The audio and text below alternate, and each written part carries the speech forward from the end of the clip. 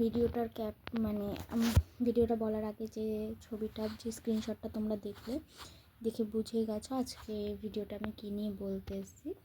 তো প্রথম কথা, আমি এখানে ঠিক ভুল না, মানে আমি এখানে খারাপ ভালো কাউকে বলতে আসিনি। আমার কথা ছিল এটাই যে কিছুদিন আগে, মানে যখন এই মিঠির দাদা উজ্জ্বল যখন বিয়ে করলো, তখন এই ভিডিওটা মানে তাকে নিয়ে প্রচণ্ড রোস্ট হচ্ছিলো। তখন মিঠির চ্যানেল থেকে একটা ভিডিও পোস্ট হয় যে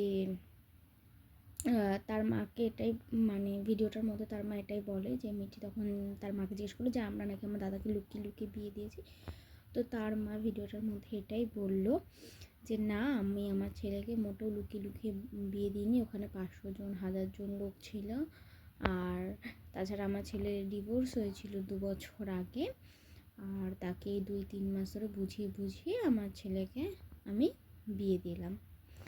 আর আমরা যে ক্যাপশানে পড়লাম, যেখানে তার এই প্রেজেন্ট যে ওয়াইফ আছে, যে ক্যাপশানে যেটা লিখেছে, সেখানে দেখা যাচ্ছে পুরোটাই উল্টো। তার মার সাথে তার বউয়ের কথার কোনো মিল হচ্ছে না। তো আমার কথা হচ্ছে, তাহলে তোমাদের ফ্যামিলির মধ্যে তোমাদের নিজেদেরই কোনো কথা ঠিক নেই, তাহলে পরের একটা মেয়েকে এইভাবে মিথ্যা কথা বলে দোষ দিয়ে লাভ আছে? কেন দোষ দিচ্ছ? সে তো তার মতন ভালোই আছে।